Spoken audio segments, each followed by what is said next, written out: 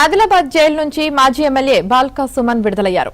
Ketanpalli municipality chairman ఎన్నిక సందర్భంగా జరిగిన ఘర్షణ కేసులో ఫిబ్రవరి 18న సుమన్ అరెస్ట్ అయ్యారు. సుమన్ తో పాటు పలువురు బీఆర్ఎస్ నాయకులు రిమాండ్లో ఉన్నారు. మంచిర్యాల, చెన్నూరు కోర్టుల్లో బెయిల్ మంజూరు కావడంతో ఆయన బయటకు వచ్చారు. నేను ఒక్కటే మాట ముఖ్యమంత్రి రేవంత్ రెడ్డి గారిని, మంత్రి వివేక్ గారిని కోరుతా ఉన్నా. ఇక నన్ను జైల్లో పెట్టిరు 16 రోజులు, మీ కడుపు మంట చల్లారింది అనుకుంటున్నా.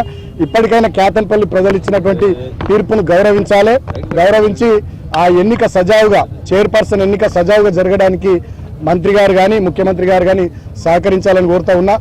అంత దుర్మార్గాలు జరుగుతూ ఉంటే ఎలక్షన్ కమిషన్ ఏం చేస్తుందో కూడా అర్థమైతలేదు. స్టేట్ ఎలక్షన్ కమిషన్ కూడా ఏం చేస్తుందో అర్థమైతలేదు.